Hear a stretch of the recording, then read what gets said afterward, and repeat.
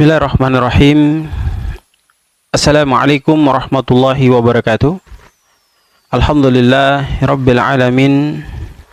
Wabihi nasta'in ala umurid dunya waddin wa ala alihi wa sahbihi ajma'in.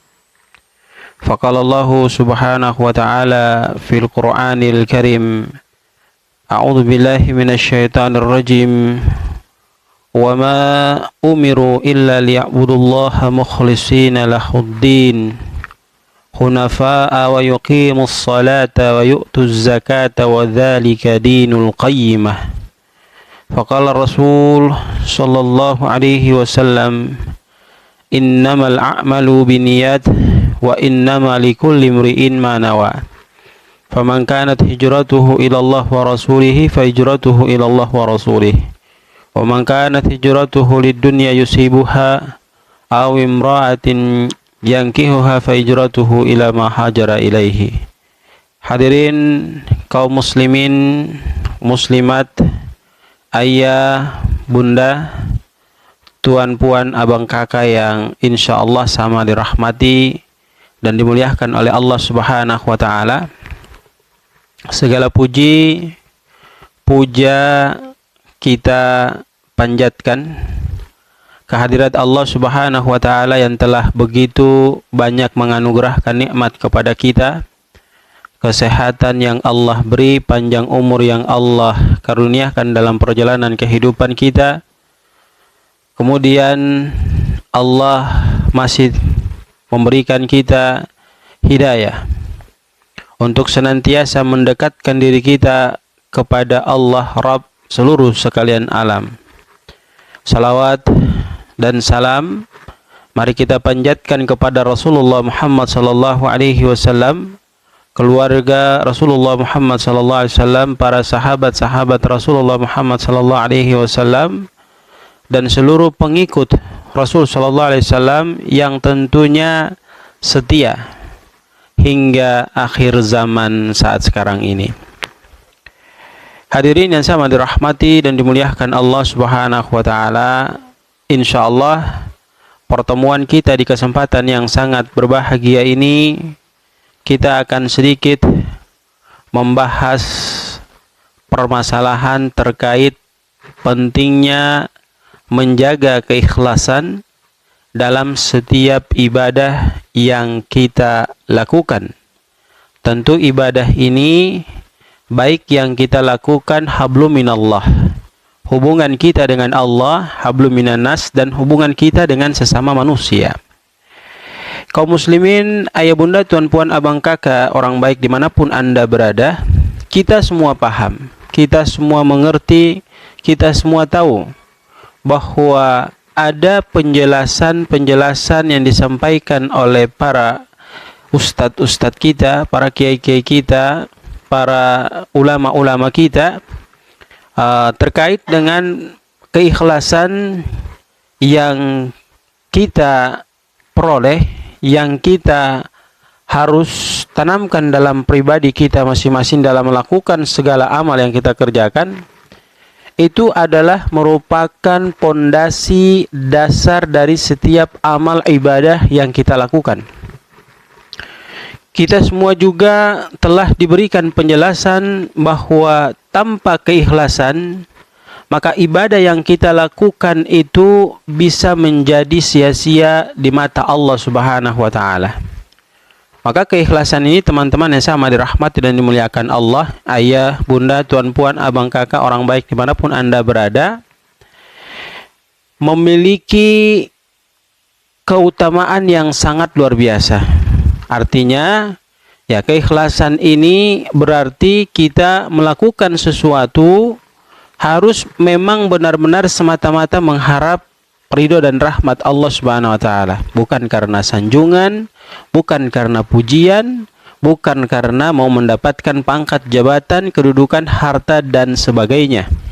Akan tetapi melakukan sesuatu itu semata-mata karena mengharap ridho dan rahmat Allah Subhanahu wa taala, bukan untuk mau mendapatkan sesuatu yang bersifat duniawi. Di dalam Quran surat Al-Bayyinah Ayat kelima, Allah Subhanahu wa taala memberikan ketegasan kepada kita. Bahkan ayat ini menegur Rasul sallallahu alaihi wasallam dalam melakukan amal ibadahnya kepada Allah Subhanahu wa taala. Dijelaskan oleh Allah Subhanahu wa taala dalam firman-Nya, a'udzubillahi minasyaitonir rajim, wa ma umiru illa liya'budullaha mukhlishina lahuddin. Dan tidaklah aku perintahkan kepadamu wahai Muhammad untuk melakukan segala sesuatu amal yang kamu ingin lakukan itu semata-mata kamu menjalankannya karena ikhlas mengharap ridha dan rahmat dariku. Kemudian dijelaskan kepada kita, hunafa'a wa yuqimus salata wa yu'tuz zakata wa dzalika dinul qayyimah. Ya, dijabarkan kepada kita bahwa amal-amal yang kita lakukan itu berupa salat, kemudian menunaikan zakat dan amal-amal yang lain, maka kita harus lakukan semata-mata ikhlas mengharap ridho dan rahmat Allah Subhanahu wa taala. Ini pentingnya ikhlas dalam beramal. Kemudian dalam Quran surat Az-Zumar ayat ke-11 Allah Subhanahu wa taala memberikan ketegasan kepada kita, qul inni umirtu an a'budallaha mukhlishal lahuddin. Allah memberikan ketegasan, katakanlah sesungguhnya aku diperintahkan, kata Nabi sallallahu alaihi wasallam, untuk menyembah Allah Subhanahu wa taala dengan penuh ikhlas dalam menjalankan apa yang diperintahkan oleh Allah melalui agama yang disampaikan kepadaku. Ini penyampaian dari Nabi sallallahu alaihi wasallam kepada kita, sehingga Nabi sallallahu alaihi wasallam mewanti-wanti kita dalam sabdanya yang disampaikan oleh Imam Bukhari dan Muslim. Hadis riwayat Bukhari dan Muslim yang menyampaikan kepada kita terkait dengan bagaimana kita memperbaiki niat kita dalam melakukan amal yang sifatnya hablum minallah hablum minan nas. Dijelaskan kepada kita, Rasulullah SAW bersabda, innamal a'malu biniyat, bahwa sesungguhnya segala amal yang kita kerjakan itu tergantung pada niat kita. Wa innamal likulli imri'in ma nawah, maka kita akan mendapatkan pahala dari apa yang kita kerjakan sesuai dengan kondisi niat kita masing-masing. Bahkan dijelaskan lebih jauh lagi kepada kita, faman kanat hijratuhu ilallah wa rasulihi fa hijratuhu ilallah wa rasulih. Kalau kita semata-mata melakukan itu sesuai dengan prosedur Allah dan Rasulnya, artinya apa yang dimau Allah dan Rasulnya kita kerjakan, maka kita akan mendapatkan keberuntungan. Lalu dijelaskan kepada kita, wa man kanat hijratuhu lidunya yusibuha aw imra'atin yankihuha fa hijratuhu ila ma hajara ilaihi. Kalau kita hanya mau mendapatkan dunia, Allah kasih yusibuha. Kemudian kalau kita hanya mau mendapat seorang wanita yang ingin kita nikahi, maka Allah pun beri. Tetapi itu hanya sebatas di dunia, oleh karena niat yang kita niatkan hanya untuk mau mendapatkan dunia dan wanita. Tapi ketika kita kembali menghadap Allah, tentu kita akan mendapatkan kerugian yang besar di sisi Allah Subhanahu wa taala. Dalam hadis kursi dijelaskan kepada kita, qala Allah taala, Allah Subhanahu wa taala berfirman, ana agna syuraqai ani syirki man amila amalan asyraka fihi ma'i ghairi taraktuhu wa syirkahu. Allah memberikan ketegasan dalam hadis kursi bahwasanya Allah Subhanahu wa taala berfirman, aku adalah yang paling tidak memerlukan sesuatu. Barang siapa yang melakukan sesuatu amal yang dia melakukan di dalam itu dia mempersekutukan aku dengan selainku, maka aku tinggalkan dia bersama sekutu-sekutunya itu.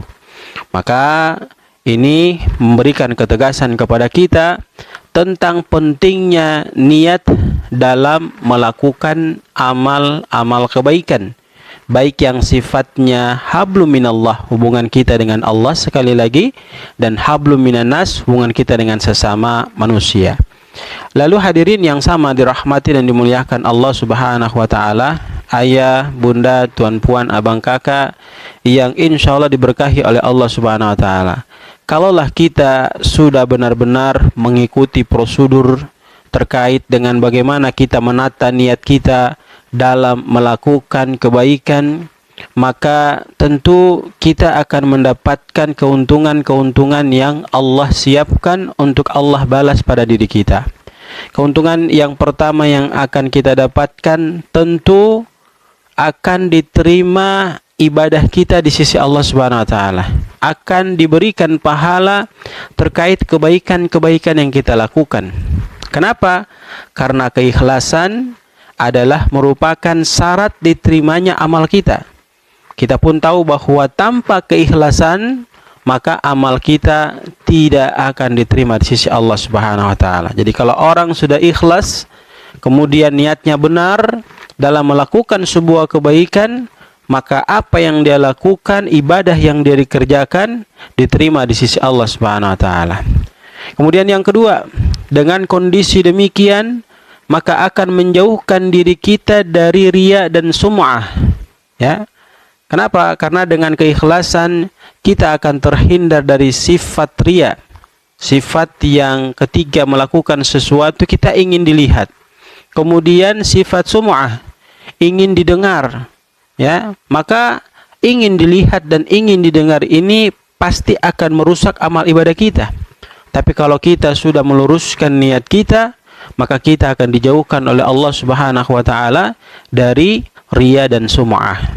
Kemudian keuntungan yang ketiga yang akan didapatkan orang yang melakukan amal ibadah, niat yang benar, ikhlas yang benar adalah pasti akan mendekatkan dirinya kepada Allah Subhanahu wa taala.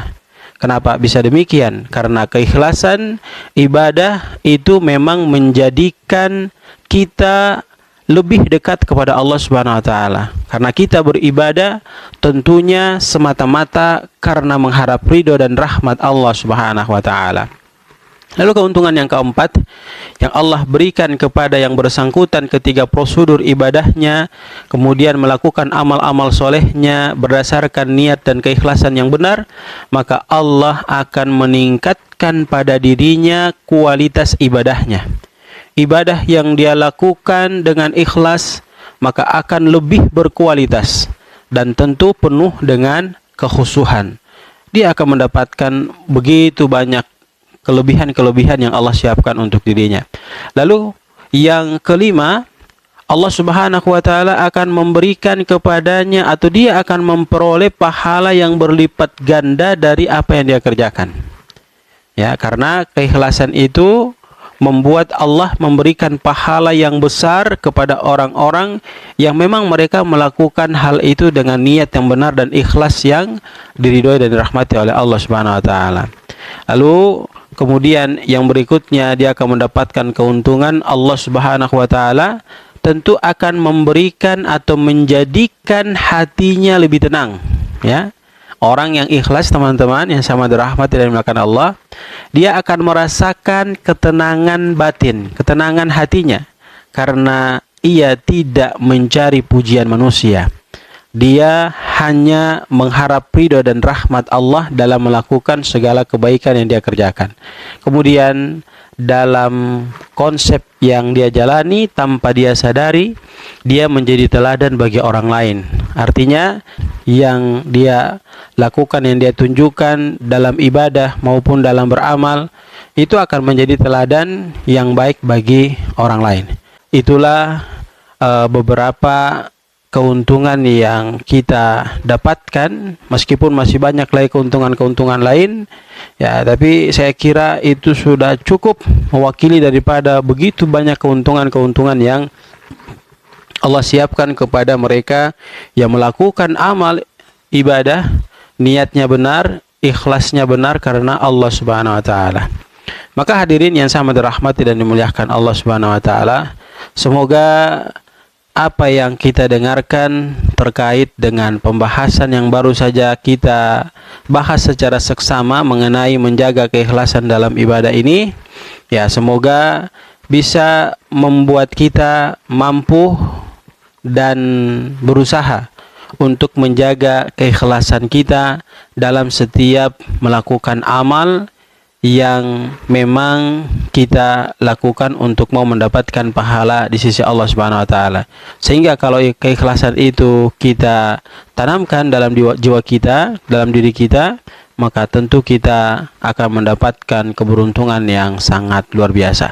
Semoga Allah Subhanahu wa taala memberikan kita kekuatan, memberikan kita kemampuan untuk terus berusaha menjadi orang-orang yang taat terhadap apa yang diperintahkan Allah, taat terhadap apa yang diperintahkan Nabi sallallahu alaihi wasallam, menjauhkan apa yang dilarang oleh Allah Subhanahu wa taala, juga menjauhkan diri kita daripada apa yang dilarang oleh baginda Rasulullah SAW, dan kita melakukan ibadah sesuai dengan prosedur apa yang dimau Allah dan Rasulnya, sehingga kita tidak sia-sia dalam melaksanakan ibadah itu, dan ibadah itu akan menjadi jembatan bagi kita, mengantarkan kita menuju kepada pintu kebahagiaan tatkala kita kembali menghadap Allah di yaumul qiyamah nanti.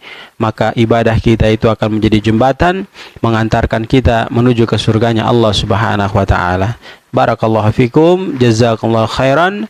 Subhanakallahumma bihamdika nasyhadu an la ilaha illa anta nastaghfiruka wa natubu ilaik. Billahi taufiq wal hidayah. Assalamualaikum warahmatullahi wabarakatuh.